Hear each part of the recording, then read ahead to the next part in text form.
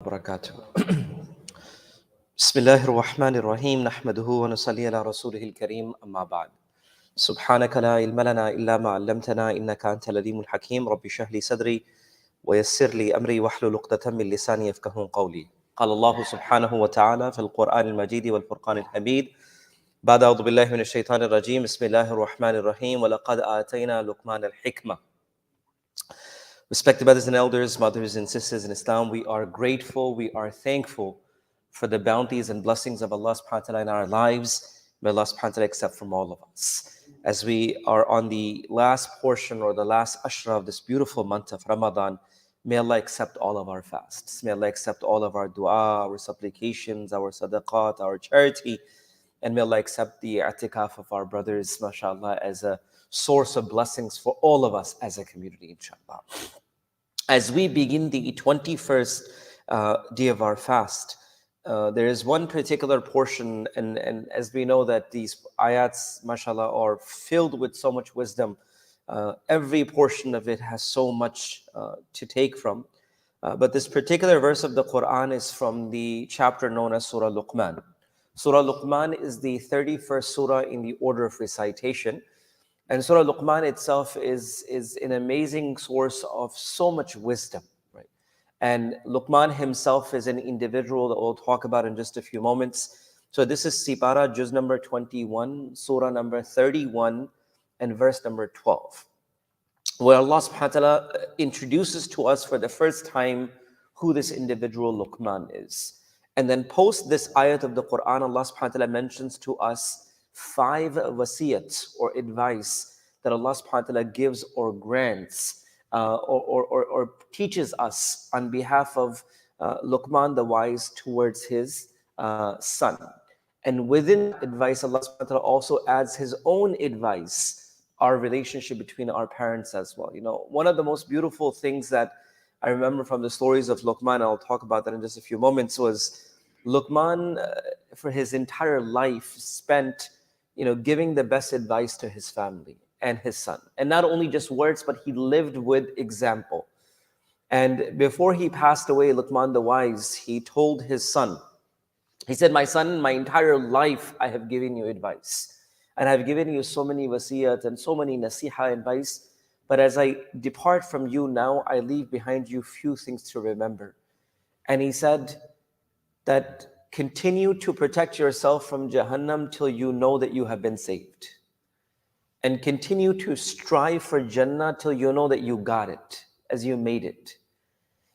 And commit sins only to the extent that you can bear the fire of Jahannam. Right?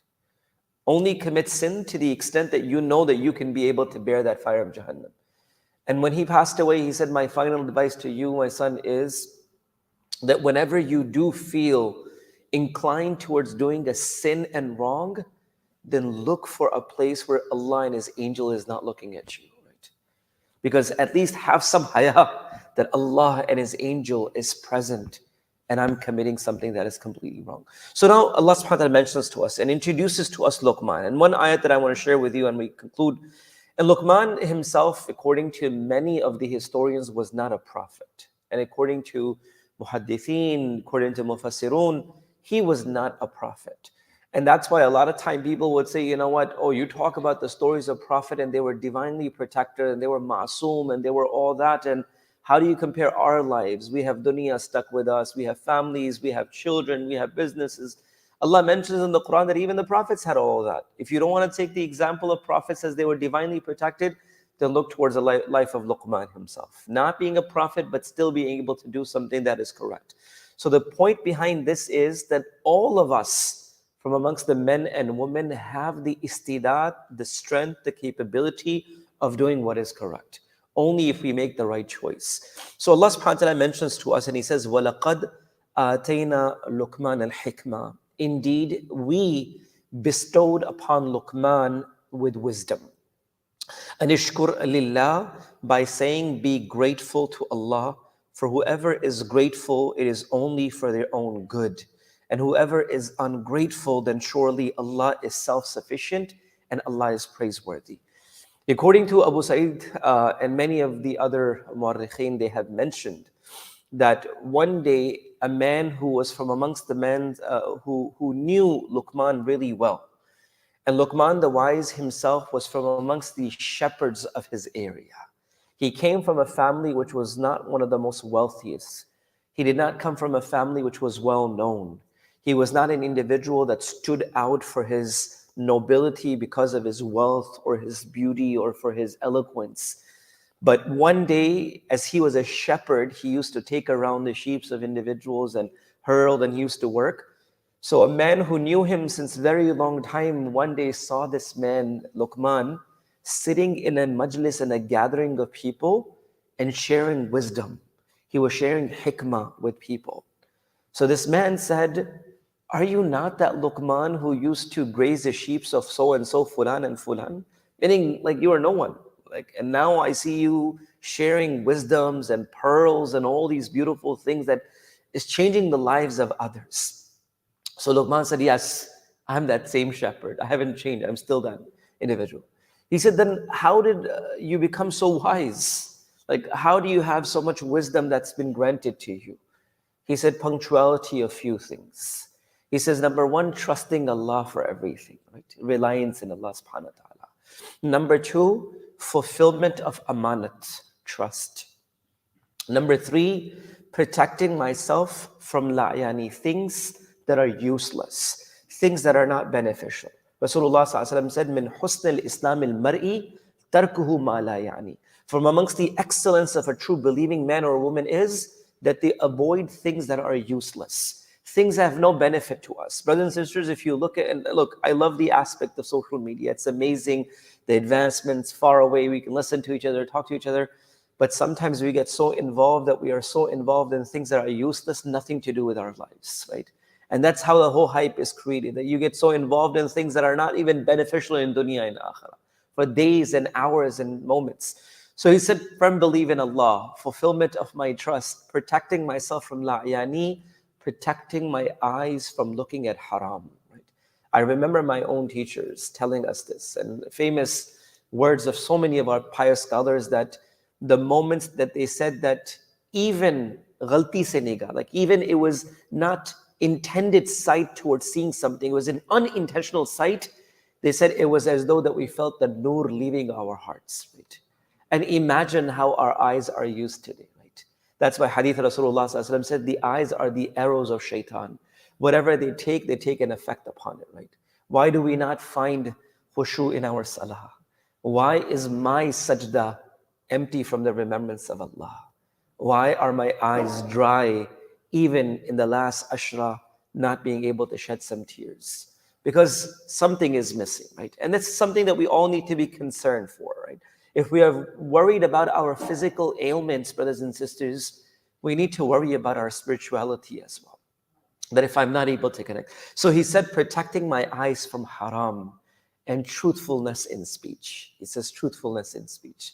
So all of this combination, he said, Allah subhanahu wa ta'ala bestowed upon me hikmah and wisdom.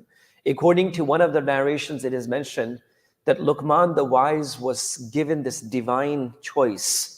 That, oh Luqman, do you wish to have kingdom or do you wish to have wisdom? If you wish, we will give you the kingdom. Become a malik, meaning become a king of your time. Or we can grant you wisdom. He said, oh Allah, if it is the order of yours, then I'll take anything. But if you give me a choice between kingdom and wisdom, I'll take wisdom. Someone asked him, oh Luqman, why did you choose wisdom, hikmat over kingdom?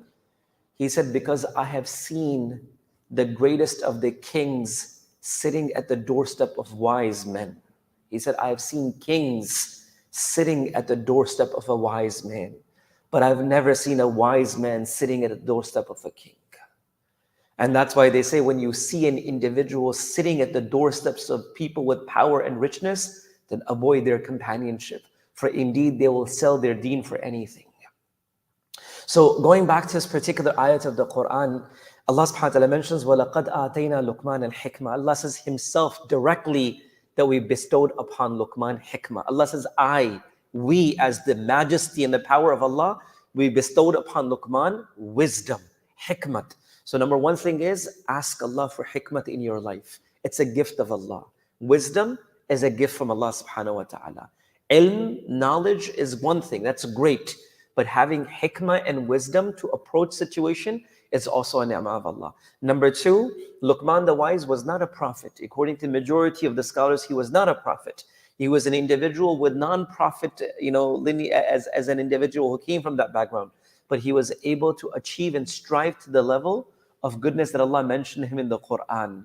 Which means, what are some of the sifat? Firm belief in Allah, protecting oneself from la'yani and useless things, fulfillment of amanat, controlling our eyes and fulfillment of our promises are all simple things that we can do daily basis in our lives, inshallah. And last but not least, creating the shukr of Allah, as this ayat of the Quran says, Anishkur lillah, O Luqman, when we gave you something, then be grateful.